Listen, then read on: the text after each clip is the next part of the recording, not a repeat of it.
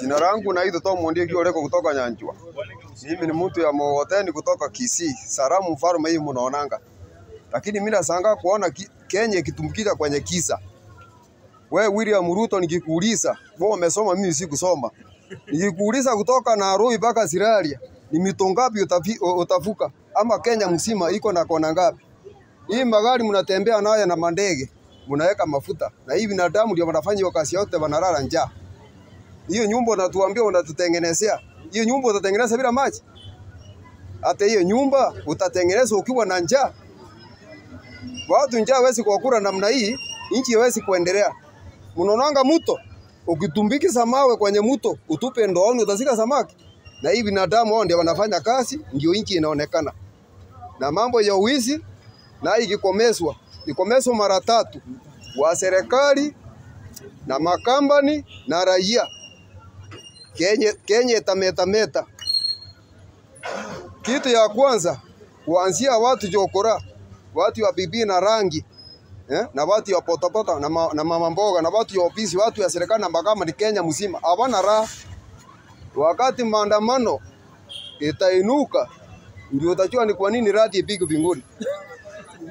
Na vile mimi naongea, usiangalie sura wala mafasi, sikia yale na kuambia. Kuna lugha moja inaenda hivi.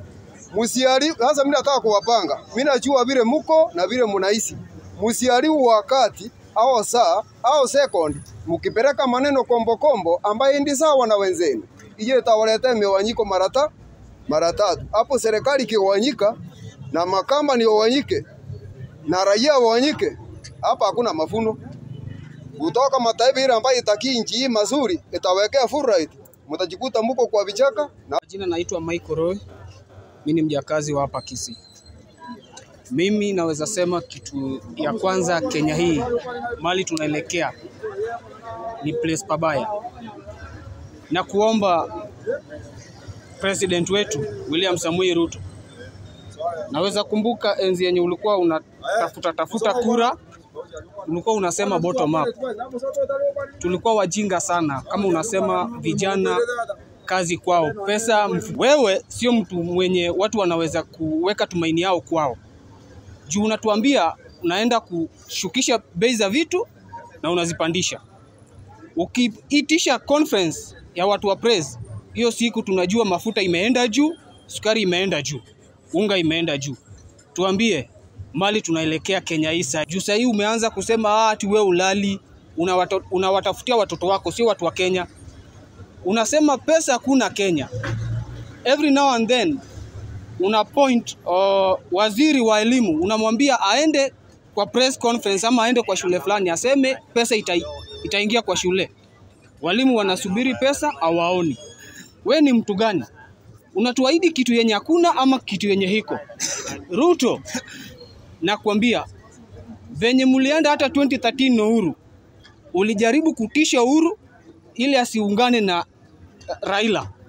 Kisha baadaye Uhuru akakuja akagundua we ni mtu mbaya kuliko mtu yeyote Kenya hii. Akakuja akatafuta handshake.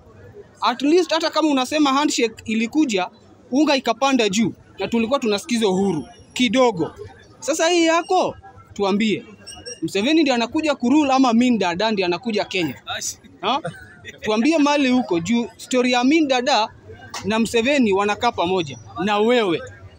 Hatuwezi kuogopa juu tunajua wewe ni best ya rais wa Uganda Museveni. Sasa mahali huko sahi Ruto na wewe Gachagua rule Kenya, na kitu jue Kenya nadhani inaenda kukaa mara 2. Siogopi kukwambia Kenya inaenda kukaa mara 2 juu unafuruga watu. Unatumia watu. Juzi tu ulitambua Mdavadi ma-DVD. Hatuichi chenye ma-DVD anafanya. Kazi yake ni nini Kenya hii? Uzangu katika gatuzi letu la Kisii, kwanza ninachukua hii fursa kushukuru haswa wanahabari wetu kwa kazi nzuri ambayo wanaifanya katika gatuzi letu la Kisii na pia katika nchi yetu ya Kenya kwa jumla. Nafikiria kuna masuala nyeti ambayo yanabidi nizungumzie, ambayo kama Mkenya wa kawaida nafikiri ya kwamba yanaathiri nchi yetu na pia katika maisha yetu. Jambo la kwanza, ningependa kuzungumzia kuhusu masomo. masomo ni uti wa mgongo kwa nchi yoyote ile, kuanzia chekechea, grade ya kwanza hadi ya 6 na haswa katika upande wa JSC. Lakini naona ya kwamba masomo katika nchi yetu yameanza kuyumba kwa sababu the cost of living has gone very high. Wazazi wengi wameshindwa kabisa. Wameshindwa kulea wanafunzi wao ama watoto wao katika hali ya masomo kwa sababu karo imepanda, biashara imerudi chini. Kwa hivyo wananchi wa kawaida wameshindwa kujitetea kimaisha. Kwa hivyo ningeomba serikali ya kwamba katika kujadili huu mswada wa fedha wa 2023 ambapo wabunge wetu wanakaa siku ya Alhamisi kujadili kuhusu swala hili nyeti la nchi yetu ya Kenya. Mimi kama mwananchi wa kawaida ningependa hawa wajumbe wajue ya kwamba sisi ndio tuliowachagua katika hapa mashinani, na sisi tuliwatuma waweze kututetea maisha yetu. Waangalie ya kwamba maisha yetu yatakuwa vipi na watoto wetu. Sehemu nyeti za maisha zitakuwa vipi katika maisha yetu.